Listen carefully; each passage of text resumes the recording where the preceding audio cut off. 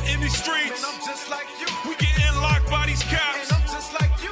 We fulfill the prophecies. And I'm just like you. You might be light, I might be dark. But I'm just like you. We kill each other over colors. Damn, I'm just like you. I'm in these ghettos, in these slums. And I'm just like you. They call you nigga, call me spick. And I'm just like you. You was 1619, I was 1492. We getting shot in these And streets. I'm just like you. We getting locked by these caps. And I'm just like you.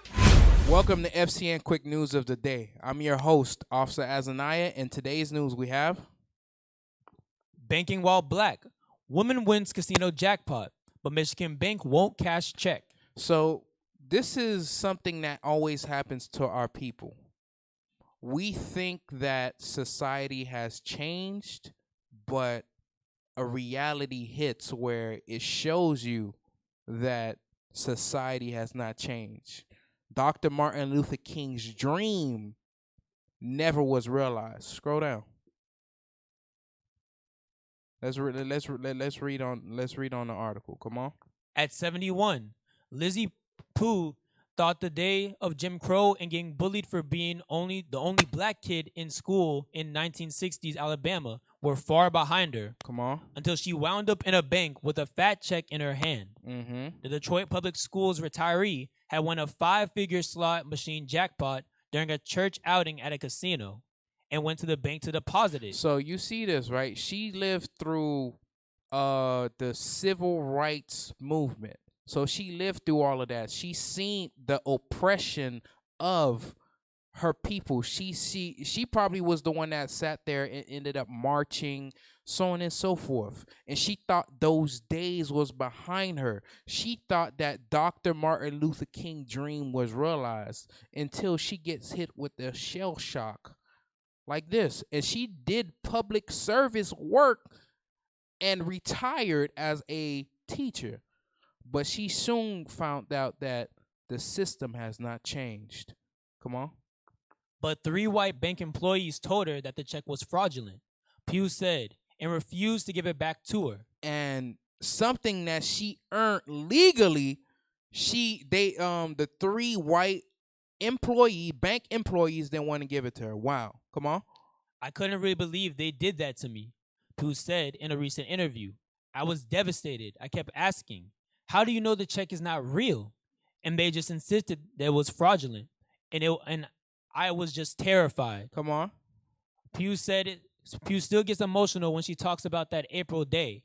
Only now is she armed with a federal lawsuit that she hopes will shed light on what she alleges was blatant racism by employees at the Fifth Third Bank. The what? The Fifth Third Bank. Now, a lot of people, they have Fifth Third Bank. Now, a lot of people have Fifth Third Bank, y'all. Come on, continue. In Livonia, Michigan. Okay, so now let's go to Isaiah chapter 52 and verse 1. So not only did she not get her money, but now she has to go to a lawsuit to try to see if she could win this case in court. And that should have never happened. As long as you come in with a check, it should be it should be verified and it should be cashed through the legal procedures. Now go to Isaiah chapter 52 and let's read verse 1. Let's see what's going on with the mindset of our people. The book of Isaiah, chapter 52, verse 1. Come on. Awake, awake, put on thy strength, O Zion. So why this guy says awake or wake up? Wake up, O Zion. Zion are the so-called blacks, the Hispanics, and the Native American Indians that God calls Israelites. God tells them to wake up out of sleep because we think that we have integrated into America. We think that racism is over. Come on, read. Put on thy beautiful garments, O Jerusalem, the holy city. For henceforth there shall no more come into thee the uncircumcised and the unclean. Come on. Shake thyself from the dust. Shake thyself from the dust. What does that mean? God says, get the confusion up out your mind. It's time for you to wake up and remove the confusion and remove the lies of integration out of your mind. Read. Arise and sit down, O Jerusalem. And learn. Actually look at your history. Sit there and learn and see if anything has changed. Read. Loose thyself from the bands of thy neck. O captive daughter of Zion. So why does God says, loose thyself from the bands of thy neck? Because something that we do not realize here in America, that we are still captive, that we are still a slave. Even though that the not the nooses, but the what's the word I'm looking for? Help me out, reader. The chains aren't around our necks. It's still there, but it's in a different form. Why does God calls us captive? Give me the definition of captive, please, sir. The definition of captive. So now let's read that. What does captive mean? The definition of captive: held under control of another, but having the appearance of independence. You know what? You know what God is saying? God is saying that we're still captive, even though the chains are off of us. That's why we'll get shell shocked when a woman, when a woman face racism, when somebody put their knee upon our neck for 8 minutes and something seconds, when somebody shoot us down in the streets and we never get any justice and we never get any peace. So we'll think that's a shell shock, but God says you got to wake up from this burning house that you integrated into. Now go to Isaiah chapter 51 and verse 23, because a lot of us, we're asleep to what's going on. But this is the mindset of the oppressor, the people that's been oppressing us since 1619 and 1942, the so-called white man and all other nations. This is how they feel about us. Read. The book of Isaiah, chapter 51 and verse 23.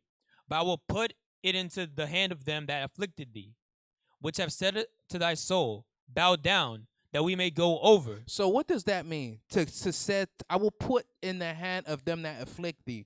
Because God says he's going to put these enemies over us because we have disobeyed and because we have broke the commandments of God. And their mentality is going to be for us to bow down. What does that mean? It means that they're going to use us as a stepping stone at every chance they get. What does that mean? In every realm of society that we're going to be in, whether we're going to be in the sports industry, whether we're going to be in the medicine industry, or whether we're going to be in the public service industry, they're going to look at us as bodies, 3/5 of a man. That's why even you did a reasonable act in a reasonable service trying to bring forth about their kingdom or their society, they'll look at you as a nigger. And this is how they feel about us. This is what they think about us. This is what they feel like that we could only do. Go to Psalm chapter 137. Let's read verse 3. This is their mindset. This is the only thing they want to hear from us. Anything outside of these things that God has listed, they think it's a normality. They think it's strange. Come on. The book of Psalms, chapter 137, verse 3. For there they that carried us away captive required of us a song, and they that wasted us required of us mirth. So they only want us to sing a song and make them laugh. Those are the two things that Esau want us to do, or the so-called white man want us to do in the society. And if they see you excelling at whatever that you're doing, if they don't know you, then guess what's going to happen? They are not going to cash your checks. Go to Sirach chapter 12 and verse 10. This is why God says this. Sirach chapter 12 and verse 10. The book of Sirach, chapter 12, verse 10. Never trust thine enemy. God says for you to never trust your enemy. Read. For like as iron rusteth, so is his wickedness. So is his wickedness. So just like how iron takes time to rust, just like it's going to take time for him to reveal himself. And he's been revealing himself over and over and over again. When were the so-called blacks and Hispanics and the Native American Indians, which God calls the Israelites, going to actually wake up and understand they are captive and they are under oppression? Just because you don't have the chains around your neck does not mean anything. They just give you an illusion of inclusion. Last scripture here, let's go to Isaiah chapter 42 and let's read verse 22. The book of Isaiah, chapter 42 and verse 22. But this is a people robbed and spoiled. So we've been robbed. What have we been robbed from? Our nationality, justice, peace. Read. They are all of them snared in holes. We are all trapped up in a hole, meaning in a system that does not favor us. Read.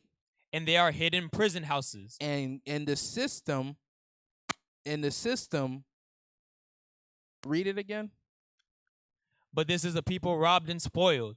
They are all of them snared in holes, and they are hid in prison houses. And they have been hid in prison houses. The system is meant for us to go to jail. Read. They are for a prey, and none delivereth, for a spoil, and none saith restore. So none of the so-called the so-called white people, they say, you know what? Enough is enough.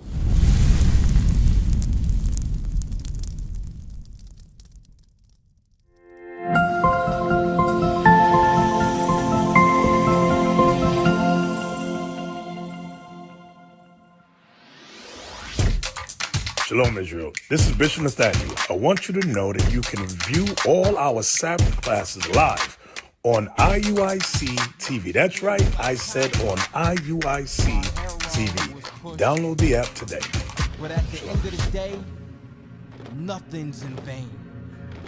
IUIC has been given a vision. The tents of Judah has risen. Many has attempted the mission. Minor murmuring, omitting, and missing the mark. Just reading that he had the flame of fire in his eyes gave us the spark. We on Paul's mission. We out on the road, purple and gold.